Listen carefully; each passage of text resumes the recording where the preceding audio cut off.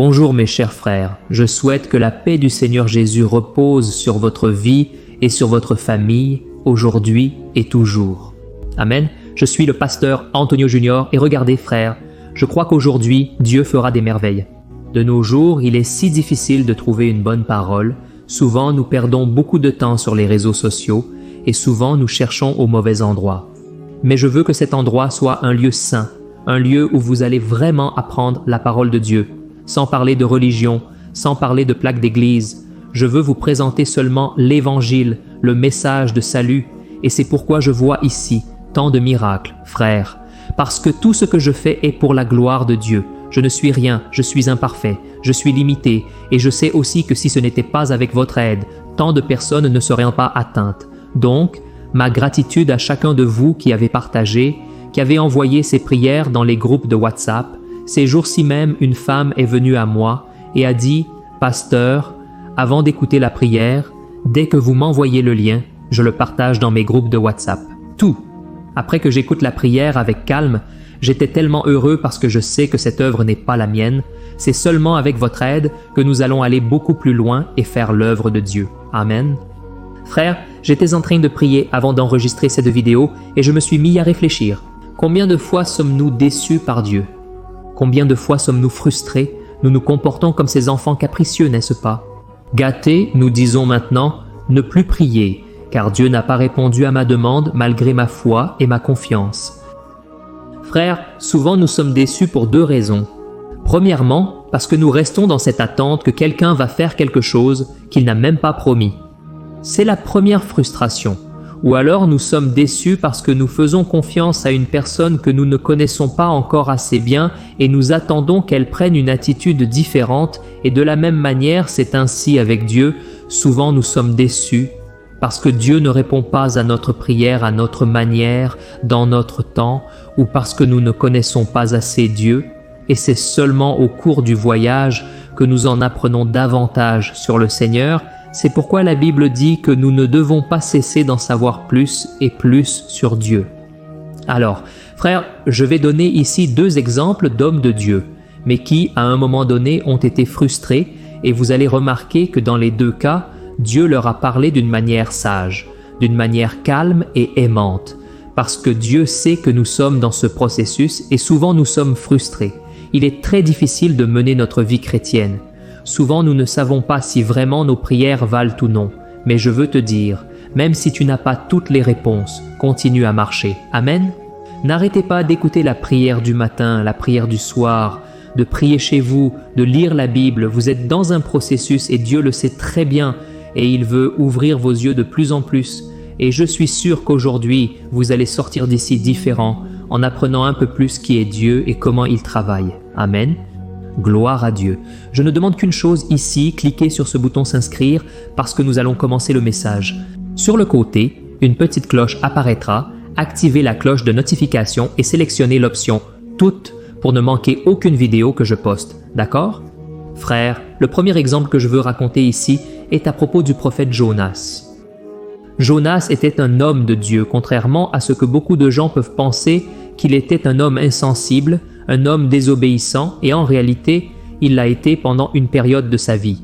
Mais je ne crois pas qu'il a toujours été ainsi, et tout a commencé quand un jour Dieu a dit à Jonas, « Jonas, je veux que tu ailles dans une ville appelée Ninive, et que tu prêches pour ces gens-là. » Seulement voilà, frère, Ninive était un cauchemar pour Jonas, parce que Jonas, il avait perdu ses parents, son propre peuple aux mains des Ninivites, qui était un peuple très cruel, très méchant. Alors Jonas, il n'a pas voulu faire la volonté de Dieu et il est allé dans la direction opposée à ce que Dieu avait demandé.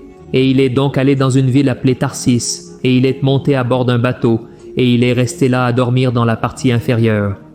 Mais soudainement, une tempête est survenue et les marins ont paniqué.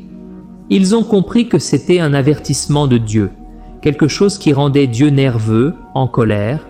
C'était souvent la croyance des gens. Ils pensaient que les phénomènes naturels étaient une façon pour Dieu de montrer sa colère, son indignation. Ils ont donc tiré au sort pour essayer de savoir qui faisait quelque chose de mal, et c'est tombé sur Jonas.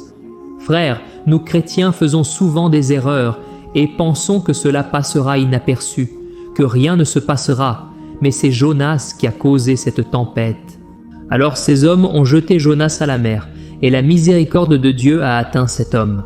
Et alors un grand poisson l'a attrapé, et il est resté 3 jours et 3 nuits dans le ventre du poisson, et à ce moment-là il a failli mourir. Il fait lui-même la prière que vous pouvez lire dans Jonas chapitre 2 dans la Bible, et là, il dit que les algues marines se sont enroulées autour de son cou et que la tombe était prête devant lui, jusqu'à ce que Dieu entende son cri, son repentir et que le poisson le recrache sur le sable de la plage. Et il est alors allé accomplir l'appel de Dieu, et la Bible dit qu'en seulement un jour, il a prêché dans toute cette ville, c'est-à-dire, il a prêché en courant. Il ne voulait pas que ces personnes se repentissent. Et il a dit, « Regardez, l'avertissement de Dieu est donné, vous serez condamnés parce que vous avez péché devant Dieu et maintenant vous allez subir le châtiment. À moins que vous ne vous repentiez. » C'était le message. Et puis la Bible dit qu'il a fini de prêcher et qu'il est monté sur une haute montagne et a regardé de là-haut la ville pour voir le châtiment de Dieu sur ce lieu. Seulement, frères, il y a un mais. La Bible dit que tous les habitants de cette ville se sont profondément repentis.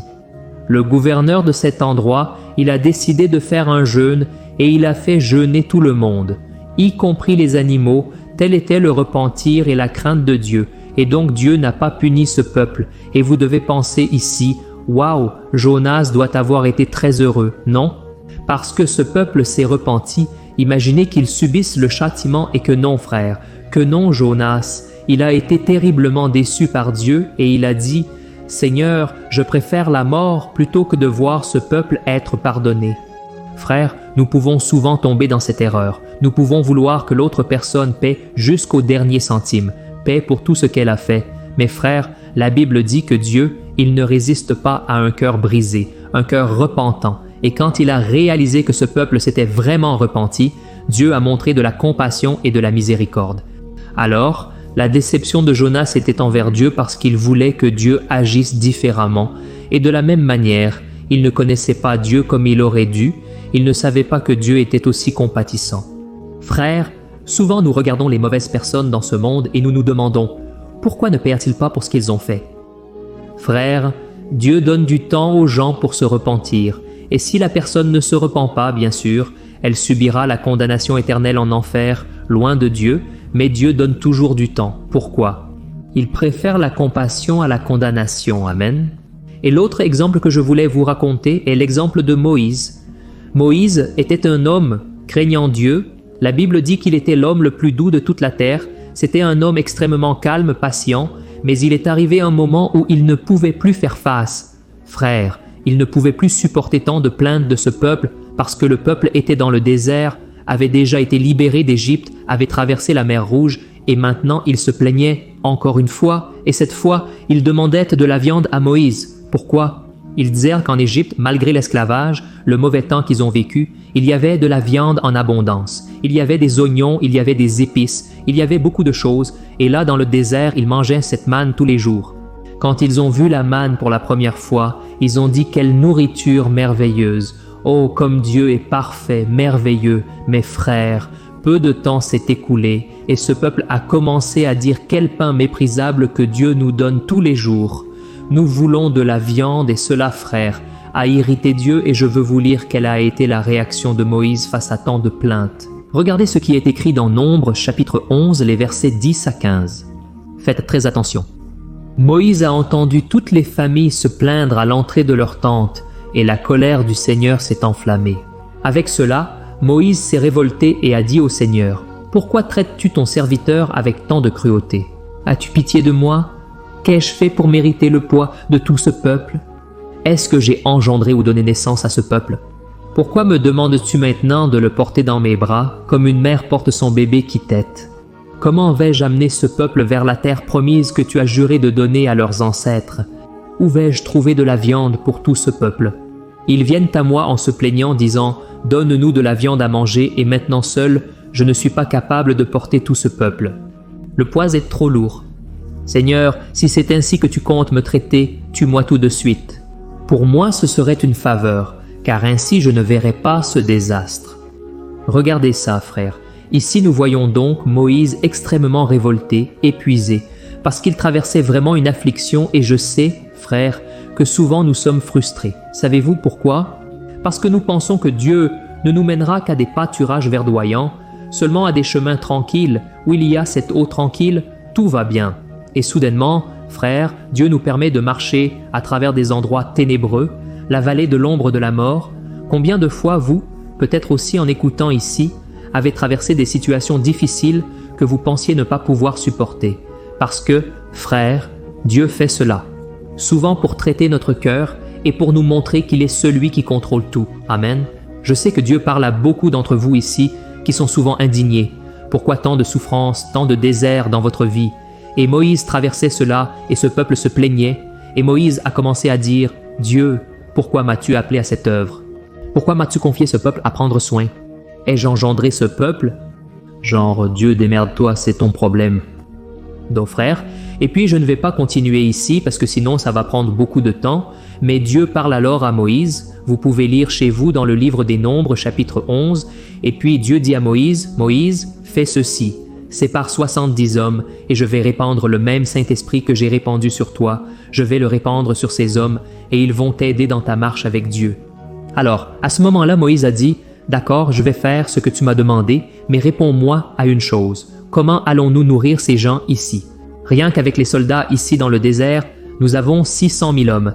Et comment allons-nous nourrir non seulement eux, mais toutes les femmes, les enfants, les personnes âgées, non seulement pour un jour, mais pour un mois? Comment allons-nous donner de la viande à tout ce peuple? » Et puis il continue en disant, « Même si nous tuions tous les troupeaux que nous avons, même si nous pêchions tous les poissons, pensez-vous que nous pourrions encore nourrir ce peuple? Mais alors, mes frères, Dieu dit à Moïse, « Moïse, mon pouvoir est-il limité? Suis-je limité à ces choses dont vous m'avez parlé? Maintenant, vous verrez si ma parole se réalise ou non. Amen. » Frères, à ce moment-là, la Bible dit que Dieu a soufflé un vent qui venait de la mer vers le désert, et à ce moment-là sont venues des cailles de tous les côtés. Il y avait des milliers et des millions de cailles, et elles ont nourri toute cette foule, non seulement pour un jour, mais pour tout le mois, selon la parole du Seigneur l'avait dit. Alors, frères, je voulais apporter ces deux exemples ici pour que vous compreniez que souvent nous pouvons être frustrés, nous pouvons être déçus, mais ne jamais douter de l'amour et de la bonté de Dieu. Amen. C'est ce que le diable veut, que vous commenciez à douter de l'amour de Dieu, simplement parce qu'il n'a pas fait ce que vous avez demandé, simplement parce que souvent vous avez prié pour une guérison et que cela ne s'est pas produit. Frères, combien de fois sommes-nous déçus? Mais aujourd'hui je veux vous conseiller, tournez votre cœur vers le Seigneur, faites confiance à son amour et à sa miséricorde, car Dieu sait toujours ce qu'il fait. Amen. Et ce n'est jamais de sa faute, la faute est à nous, c'est notre péché, c'est la méchanceté de ce monde, cela n'a rien à voir avec le caractère de notre Dieu. Alléluia. C'est pourquoi maintenant je veux prier pour vous, je veux intercéder pour votre vie, pour votre maison, et je veux aussi prier pour votre guérison. Parce que souvent j'ai prié, frère, et Dieu n'a pas guéri. Dieu n'a pas fait ce que j'ai demandé, mais cela ne m'empêche pas de croire que Dieu est bon, qu'il continue de guérir et de bénir. Alors jusqu'au dernier moment, il y a de l'espoir. D'ailleurs, l'espoir ne meurt jamais, il s'appelle Jésus. Gloire à Dieu. Regardez, alors je vais prier pour vous ici maintenant. Si vous le pouvez, vous allez tendre vos mains, bien sûr, vous devez tenir votre téléphone portable, mais alors mettez votre main là où vous ressentez de la douleur, là où vous avez une maladie, vous avez besoin d'une guérison, ou même mettez votre main sur votre cœur et je crois que Dieu va opérer puissamment. Amen. Fermez vos yeux et n'oubliez pas à la fin de partager avec ceux qui ont le plus besoin de cette prière. Gloire à Dieu, prions. Seigneur mon Dieu et mon Père, je me place en ta présence ce jour et je veux te remercier Dieu pour cette parole. Quelle parole forte tu nous as livrée aujourd'hui. Ô Dieu, nous sommes souvent déçus, nous nous épuisons souvent, tout comme Moïse. Moïse était complètement déboussolé en voyant ce peuple se plaindre et il a commencé à questionner le Seigneur. Mais le Seigneur ne l'a jamais accusé. Au contraire, le Seigneur a apporté une réponse. Le Seigneur a apporté la sérénité à son cœur. Ô mon Dieu, mon Père, souvent nous sommes ici, Dieu, angoissés, parce que nous sommes entourés de personnes qui ne font que se plaindre, de personnes qui ne croient pas au même Dieu que nous. Ô Seigneur, aie pitié de ces personnes qui m'écoutent maintenant et qui sont souvent le seul chrétien dans la famille. Ô Dieu, aie pitié, donne-nous la capacité de persévérer jusqu'à la fin. Aide-nous, Jésus, à donner le meilleur de nous-mêmes, même lorsque les gens ne le méritent pas. Aide-nous, mon Père, à pardonner, à montrer de la compassion, car c'est exactement ce que tu nous ordonnes de faire. Ô mon Dieu, nous voulons être miséricordieux comme tu l'es. Nous voulons, mon Père, prier pour nos ennemis et ne pas faire comme Jonas a fait, qui souvent souhaitait du mal à ses ennemis. Père, aie pitié de notre cœur qui a tant besoin d'apprendre. Combien de personnes ici, mon Dieu, sont en train de prier, demandant de la maîtrise de soi, demandant à être plus patient, plus calme. Souvent ils désespèrent, se plaignent, insultent, et ce n'est pas la volonté du Seigneur pour ces personnes. Aie pitié de nous, mon Père, et aide-nous à prier tous les jours du matin au soir. Nous voulons être plus croyants, plus fermes, nous voulons être de meilleurs parents, de meilleurs maris, de meilleures épouses, mères. Aide-nous, Seigneur, nous avons besoin de toi. Et en ce moment, mon Père, je prie pour cette personne qui est maintenant malade. Ô Seigneur Jésus, aie pitié, tu es notre seule réponse, la seule issue, tu es le médecin des médecins.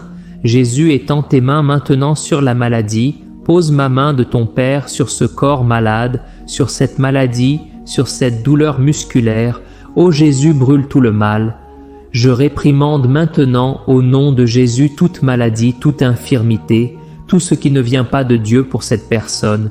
Je réprimande maintenant toute pensée de mort, pensée de défaite, est expulsée au nom de Jésus. Père, place ta main de pouvoir maintenant, laisse l'Esprit Saint opérer, envoie tes anges pour combattre en notre faveur et que le Seigneur nous donne la paix, la joie, la prospérité.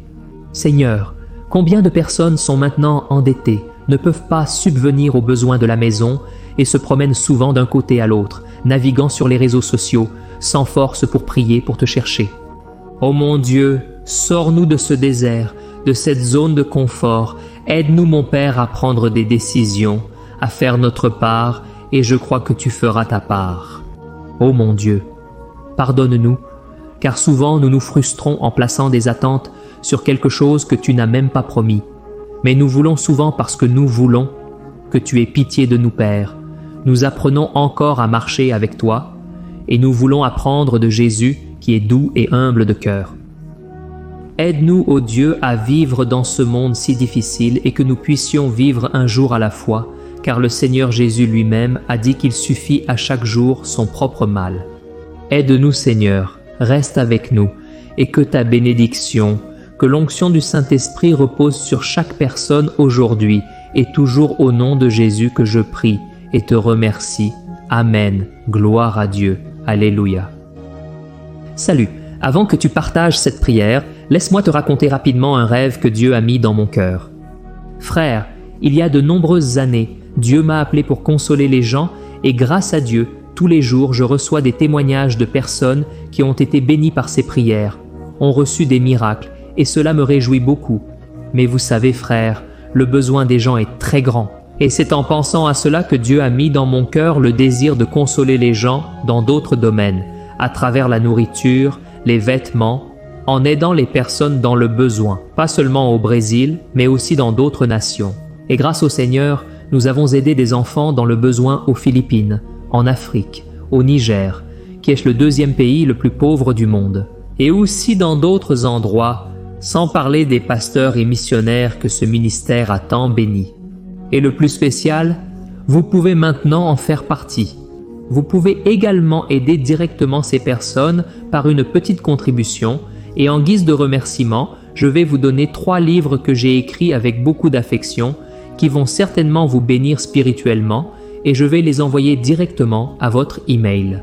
Alors pour participer à cette œuvre d'amour, cette œuvre qui va toucher encore plus de vies, je vais laisser le lien ici sous la vidéo ou alors vous pouvez accéder directement à worldwideweb.evangile.com.br, d'accord? Cliquez sur le lien ci-dessous maintenant et je compte sur votre aide pour faire la différence dans la vie de nombreuses personnes. Amen. Dieu vous bénisse. Je vous y attends.